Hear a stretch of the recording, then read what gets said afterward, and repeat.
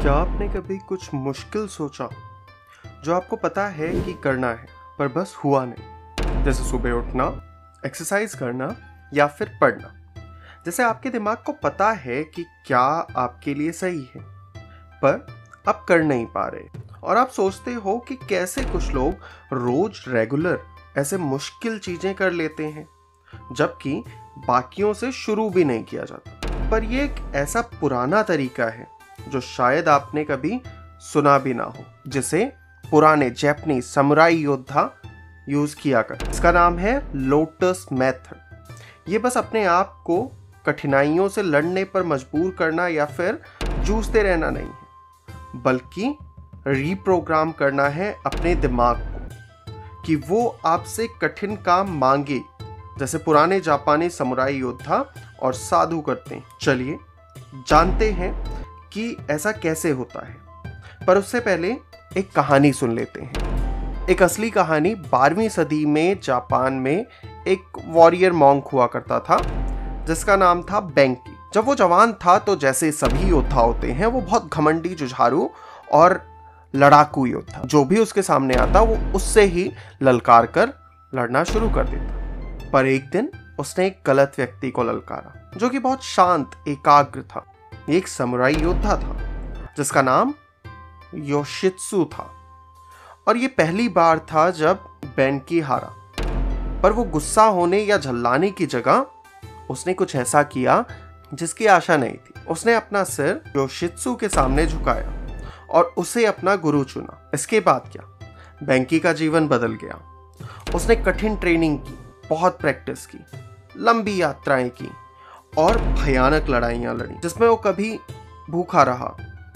हाड़ कपाने वाली ठंड का उसने सामना किया। वो कभी पीछे नहीं हटा, क्योंकि बेंकी ने अब सीख लिया था कि कठिनाइयों को कैसे देखना है। उसने मुश्किलों से भागना नहीं, उन्हें गले लगाना सीख। वो जान गया था कि हर कठिनाई का कोई कारण है और इनसे वो दिन दिन मजबूत हो रहा है। यही माइंडसेट कि हम मुश्किलों में ही सीखते और मजबूत होते हैं लोटस मेथड का केंद्र। जैसे कमल तमाम गंदगी कीचड़ से लड़ता हुआ अपनी सुंदरता को पाता, उसी तरीके से बेंकी ने हर कठिनाई को अपनी मजबूती के लिए यूज किया। तो लोटस मेथड का केंद्रीय सिद्धांत यही है कि हमें कठिनाइयों से, मुश्किलों से, दर्द से और मजबूती मिलती है।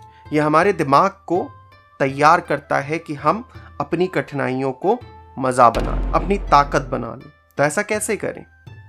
ये 4 बहुत आसान पर कारगर तरीकों से होता है। सबसे पहला निन्ते, जिसका अर्थ है धैर्य। जैसे कमल कीचड़ में घबराता नहीं पर पनपता है अपने अथक प्रयासों से। समुराई इसे अपनी ट्रेनिंग में यूज करते थे।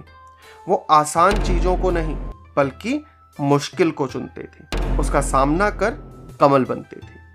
मॉडर्न साइकोलॉजी में इसी को साइकोलॉजिकल फ्लेक्सिबिलिटी कहा जाता है, कठिनाइयों में शांत और स्थिर रहने की क्षमता। तो बोलिए, हाँ ये मुश्किल है पर मैं इसे कैसे भी करूंगा। तो अगली बार जब भी कुछ मुश्किल लगे तो उस फीलिंग को दबाओ मत, बस उसके साथ बैठो, गहरी सांस लो, मानो कि ये मुश्किल है पर मैं करूंगा चाहे जैसे भी। स्टेप 2 शीसे, उद्देश्य की मुद्रा।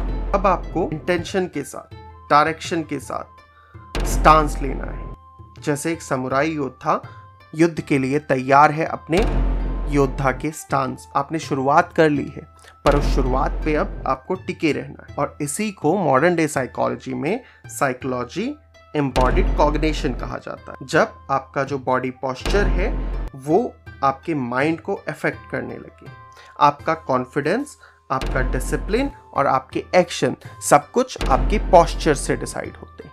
तो जब भी आपको कोई काम करना है, आप उठिए और उस काम के लिए तैयार हुइए, उस पोस्चर में आइए, क्योंकि सब कुछ इससे शुरू होता है कि हम कैसे खड़े होते हैं, कैसे सांस लेते हैं और कैसे चलते हैं। जैसे कमल सीधा ऊपर के डायरेक्शन में रोशनी की तलाश में निकला हुआ सीधा खड़ा रहे। तीसरा है किंशु, द रिफ्लेक्शन ऑफ ग्रोथ।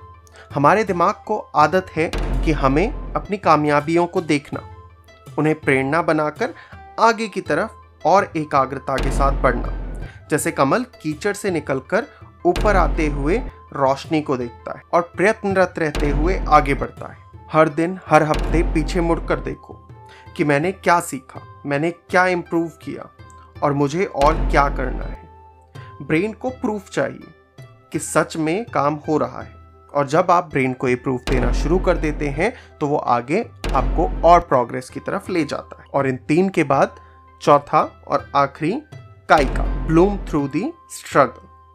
अब जब कमल खिला है तो इसलिए नहीं कि उसे पूरी रोशनी मिली या उस तरीके के अवसर मिले, ऊर्जा मिली, बल्कि इसलिए कि उसने गहरे अंधकार से संघर्ष किया। और समुराइज के लिए ये वो स्तर है जब वो तैयार हैं हर चुनौती के लिए, और अब दर्द ही उनका उद्देश्य है, कठिनाइयां ही उनकी चाह है, डिसिप्लिन अब व्यक्तित्व है। ये किसी एक दिन में नहीं बल्कि लगातार करते रहने का परिणाम है। न्यूरोसाइंस इसे न्यूरोप्लास्टिसिटी कहता है कि आप जितना मुश्किल काम करते हो, जितने कठिन रास्ते पे चलते हो, उतना ही वो आसान होता जाता। तो डिस्कम्फर्ट को डेली प्रैक्टिस बना लो।